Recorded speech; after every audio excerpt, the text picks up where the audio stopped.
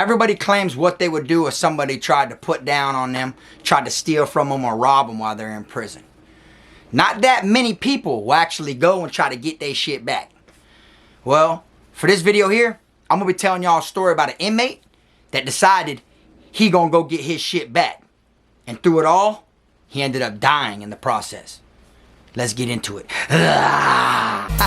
Dom the best. Finna be this way till I EOS. Take it how you want, nigga. Yeah, I'm a pro. Fuck around and bust your lot while you're at Vizzo. I hate to be this way, but I live for the moment. Waking up every day, show me an opponent. Shanks on deck, hitting bitch with locks. So much pool, I can even start you from the box. You don't wanna pay rent, got me bent. Got lax on deck, your money was well spent. Vultures on the prowl, so don't try testing. Step 2 comes violent, first steps finessing. You a hold down man, suitcase this. My cell phone, I'm a charger, don't walk with a limp. Get it knocked off or missing, you gon' get it. Next time I see your ass, you gon' leave airlifted. What's up, y'all? You already know, man. KFROG TV back in the building. Y'all go ahead and do me that solid favor, man. Make sure you hit that like and subscribe button. And also make sure you hit that notification bell so you can see it first. Welcome back to the channel, y'all. My name's Frog, and it's your first time tuning in over here. Everything I talk about has to do with jail or prison. Because I want people to know what to truly expect if they find themselves stuck in the system. For this one here, I'm going to be telling y'all a situation that took place while I was doing time down here in Florida. How one inmate decided to go against the program and decided to try to go get his shit back.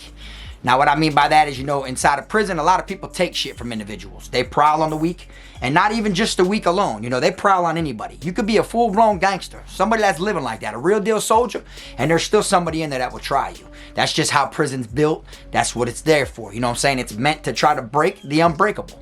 You know, so you'll have people in there that literally feel like it is what it is. I'm down for whatever. And there's other people in there that are down for whatever just as well. Okay, now, y'all know inside of the chain gang, everything is a hustle. Everything has money, you know, value, etc. Well, inside of prison, especially down here in Florida, I don't know how they do it in other places, but in Florida, this right here is actually your credit card. All right, it's going to be your state-issued ID, and this is what you bring to the window when it's time for you to get commissary. When it's time for you to go get your shebangs and your zuzus and wham-whams and, you know, all your chips and soups and pickles and chilies and everything you could think of. Tunas, oatmeals, all that. You're going to bring this card, and it's basically your credit card. This is my actual one that I had while I was in prison, okay? Now, the way it is in Florida is people like to steal and intercept people's cards, okay?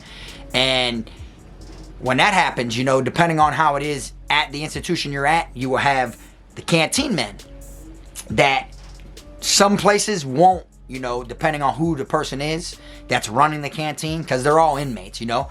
Some of them won't, you know, scan and let you collect from a card that isn't yours. You feel me? Like if your face don't match that shit, they ain't finna let you, you know, swipe the card. You know, but everything, you know, has got a price on it, you know. So for this particular situation here, somebody ended up stealing this inmate's, you know, ID, aka his credit card, and went and swiped the window and took all of his money. All right. In Florida, Monday to Monday, you're only allowed to have $100, which means it don't matter how much money you have in your account. Your loved ones, your girlfriends, your boyfriends, whoever it is can put $1,500 in your account. It doesn't matter. Monday to Monday, you're going to have $100 on there. The other $1,400 is going to be on the back end. Okay? So somebody ended up taking his card, and the person who took his card was actually a junkie, somebody that did drugs, that was smoking K2, twack, you know, that did anything to get high and get a fix. Well, they brought the card to the dope man. You feel me? As a payment. Like, here you go, boom, boom, boom, here's the money I owe you. It's on my homeboy's card. So go hit the window, yada, yada, yada. So what ends up happening is the dope man takes the card, goes, spends it. Boom. Probably told to hold down. I mean, the canteen man, you know, 20, 80. You know, you get to keep 20, I get 80. Depending on what's on there, you know, 20, 80, 50, 50, you know, 60, 40, whatever they negotiated. And they let him max the card out. Well, the individual found out, because obviously he went to go hit the window and his money was missing. So when he found out, the way the chain gang works, word gets around. Now when word gets around to him and he knows where his card went, first thing he did is he went after the smoker, the junkie, you know what I'm saying? And he beat him up. He beat him up real bad, you know what I'm saying? Locked himself in the cell with him, beat the dog shit out of him. And it didn't just stop right there. You know, he made the junkie tell him who did he bring the, you know, card to. And when he told him who it was, you know, he decided that he was going to go there and try to get his shit back. So he went over there to the dorm. The person that he ended up going to confront was a gang member, okay? And he went up to him, you know, and he let him know basically like, hey, you feel me? I'm here to collect my shit. You know what I'm saying? You had such and such over here, you know, bring you a card with my you know what I'm saying? That's my money. You know what time it is. You feel me? And the person that ID it originally was, he wasn't soft. He wasn't no bitch or nothing. He just stuck to himself for the most part. You feel me? But people knew who he was because we had this little YAMS program, which was young adult music mentoring group or something like that. And it was little, like they had little talent shows and shit, you know, every few months in prison. And he would come there and he would do some like poem shit on stage in front of everybody. But it would be like a real deep gutter poem, you know. So people knew who he was. People respected him. And but that didn't matter, you know. So he went to mention it to the gang members, and they basically told him like, look, it is what it is. At the end of the day, we already got it. So, you know. And he tried to act like they didn't intentionally try him, but I feel like they did. Because at the end of the day, somebody brings you an ID and says, hey, you know, go swipe this. I feel like, you know, you're supposed to confront the person. Like, hey, bro, you know, I don't know if such and such told you, bro, but, you know, he brought me this ID saying that the money that he owes me is on your shit. You get what I'm saying? So, regardless, they seen whose shit it was by the ID, and they still went and they swiped, you know, took his shit. So, I feel like they intentionally tried him. You feel me? So, he basically went there, and they let him know, like, you ain't getting shit, bro. Get the fuck about our dorm. Now, the dorm that he went to, it was a butterfly building. For those that don't know, a butterfly building is basically shaped like a butterfly. You know, you got 4 quads. 2 at the top, 2 at the bottom, like a butterfly wing. 2 facing up the top, 2 facing the bottom. And they're called butterfly buildings, you know? So he went to one of the quads, and majority of all 4 of them quads is where majority of the gang members of the gang he was into it with housed, you know? So you might have 9 in this quad, 6 in this quad, 4 in this quad, 9 in this quad, you know? So that was literally called, that was their house, you know? When you got a dorm that's overpopulated by one gang, that's considered to be that gang's house, you know, because they run it just by numbers alone, you feel me? So he went over there and it was their house, and he got in an argument with him or whatnot, and then he left. Now he came back to the dorm. I seen him putting his shoes on, strapping up, you know what I'm saying, shit like that. And I seen him going around collecting magazines and shit. You know, he was trying to make it look like a, you know, like a vest, because in prison people strap up with OK magazines, US Weekly magazines, Hip Hop Weekly magazines.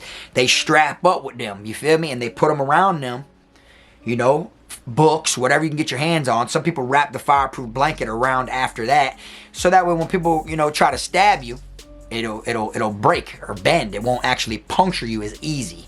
But they can get through, you know, depending on what it is they used to make the vest, you know? So I see him strapping up, and I'm like, damn, what's up, bro? You good? You feel me? Like, just trying to be a little nosy about the situation. And he looked at me, though, and he's like, man, I'm going to get my shit. And I said, boy, I heard, boy, what's it called? You feel me? Them boys, you know what I'm saying? You know, they affiliated. And he looked me dead in my eyes, dog, no joking, no nothing, and said, man, I'm going to die about my shit. That's exactly what he said to me. Like, I'm going to die about my shit, bro. You feel me? I'm like, I don't blame you, bitch. Go do what you got to do. You feel me? So he leaves the dorm. So he goes over there back to that dorm after they did movement again. You know what I'm saying? Compound's open, so he was able to go over there.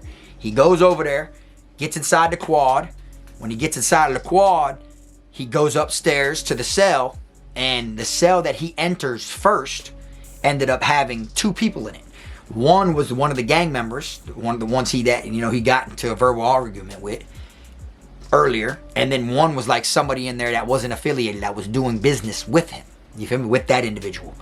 So he goes in there with a knife, a banger, and he attacks both of them. Now, they were already aware that he was coming, and since that dorm, that house, belonged to that, you know, gang, they're allowed to violate from one quad to another. You know, the guards kind of let people get away with certain things. So they let people stay and hang out over here even if they live in that quad. You feel me? That's how the guards are. So there was multiple ones in that quad that didn't live there, that were just there, you know, like protecting the bigger ranked members and shit like that. They just hang out around them 24/7, make sure nothing happens to their, you know, like their enforcer or their Inca, their head, or whatever the case may be. You feel me?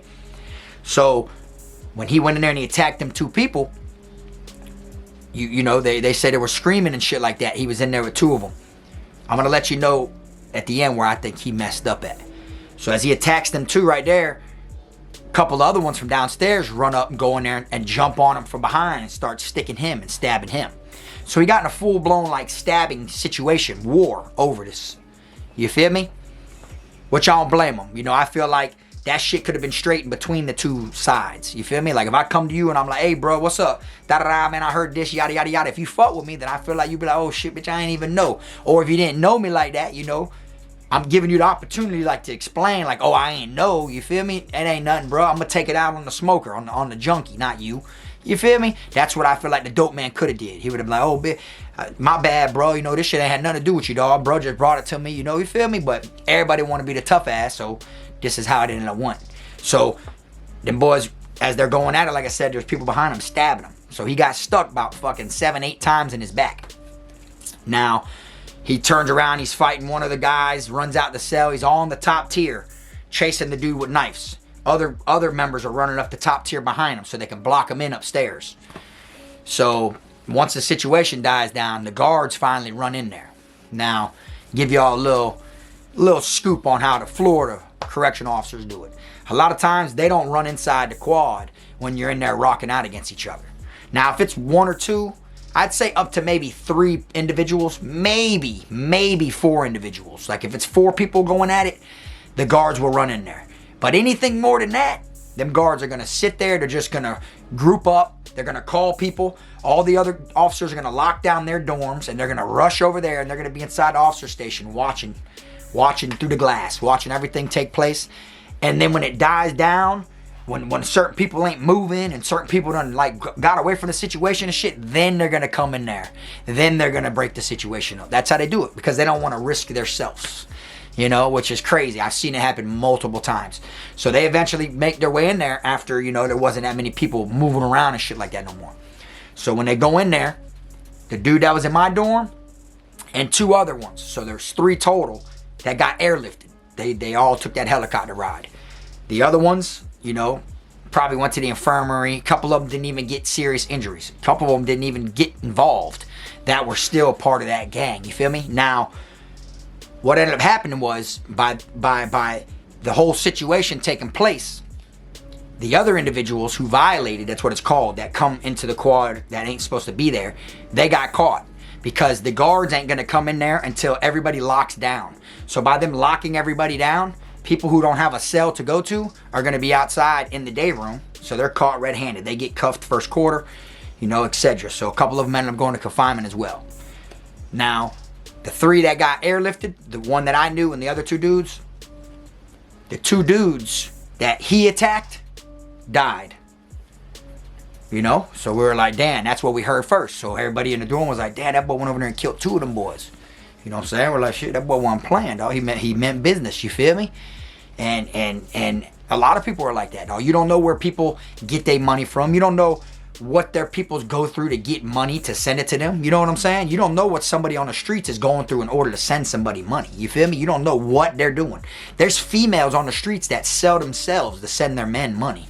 You know, there's kids that were kids when their dads or uncles went to prison. Their uncles have been down about 15, 20 years now. So now them kids is grown, got their first job in college. They sending their dad that they ain't seen on the streets in 15 years money and stuff. You never know what the situation is. You know what I'm saying?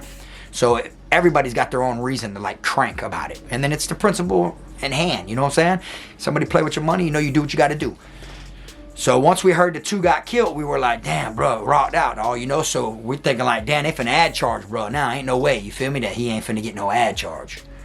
Next thing you know, they come in there, you know, you see the guards come in there and they pack your property of whoever it is that goes to confinement. So when they came in there to get his property and shit, you know, we felt like he was just going to the box, you know what I'm saying? Like, of course they were gonna ad charge him or whatnot. Well, they came in there with gloves.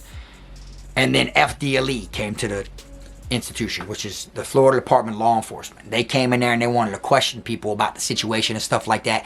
That's when we found out he died too. You feel me? So I was like, damn.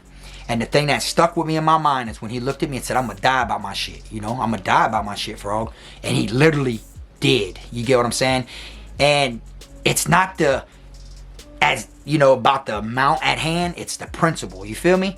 He literally died about his shit. You know, he took 2 with him, but he died about his shit. All right. Now, the other individuals that got put in confinement and shit that was involved and stuff like that, I don't know how it went with them, but normally in Florida, when you commit a crime with a homeboy of yours, if they die in the process, you get charged with their body. It's crazy, right? Like if me and you went to go hit a lick and do something, like we went to commit a felony together, and then during the process, one of us died, the other one gets hit with a body. So if we go to commit a felony or something like that, and then the cops show up, and we have a shootout with the cops, and the cops bag him, and then I don't want to get killed, or they shoot me, or whether I surrender or they shoot me and then they take me into custody, I'm gonna get charged with everything, including his body, which is crazy. So I don't know if the people who got put in confinement and shit like that, I don't know if them boys got charged with their own homeboy's body, or if they got charged with his body also. You feel me? I don't know how that played out, you know? But I just know 3 of them lost their life over the situation. Crazy, right? All over a swipe of an ID. Now, to answer what I said I was going to say where he messed up at, all right, is when he first went to that quad, you know, they already knew who he was. That was a mistake in the first place. You know, when he went over there the first time, he should have went over there strapped up the first time. And when he brought that situation to their attention, if shit wasn't going how he wanted it to go, he should have just upped and then took off right then and there. Not leave and then go suit up and come back, because it's the chain gang. You feel me? You're never supposed to let somebody, you know, leave and come back. You get what I'm saying? So they were aware of him. So even if there was ones in the dorm that were just going to be there to hang out, there could have been other ones that were there just because they kind of like expected him. You feel me? So I feel like he messed up there in the first place, just by showing his face, letting them know it's an issue, rather than just suiting up, getting everything on him, then going there, then addressing them. And then if it ain't going how you want, then you take flight right then and there. You feel me? You got everything on you need, you know? But where I feel like he still would have been alive today is when he first attacked them 2 individuals, he should have shut that cell door. Bam! If he would have locked himself in that cell door, in that cell with them 2 individuals, and just tried to kill them and do whatever he was doing in there, yeah, he would have got probably charges and shit like that, but he would have been alive. And I'm going to explain to you why. Nobody would have been able to get to him, obviously. The guards would have waited till everybody was locked down before they actually popped that cell, right? Anybody who wasn't in a cell when everybody else locks down, obviously didn't live in there. Them guards were going to cuff them first quarter before they even opened that cell door. So even then, them individuals wouldn't have been able to crash him or anything like that. Like when the guards come to open the door and let them out, it's like they're there and they could just run up and start stabbing them. No, they would have took them into, you know, custody right then and there, and already brought them to confinement. They would have brought them straight to medical to get their pre-physical before they went to the box. And then they would have opened that door and then took him out of there. You see what I'm saying? Now, it probably would have caught up with him at a different institution. He would have had hits on his head and he would have been a target, because he just killed 2, well, 1 gang member, another person who was doing business with the gang member, but he just killed 2 people. So yeah, he would have been a marked person and had targets on his head anywhere he went, but he would have lived another day. That's my opinion. That's what I truly think. If he would have planned that shit out different, then I feel like he would have had a chance to be alive right now. Straight up.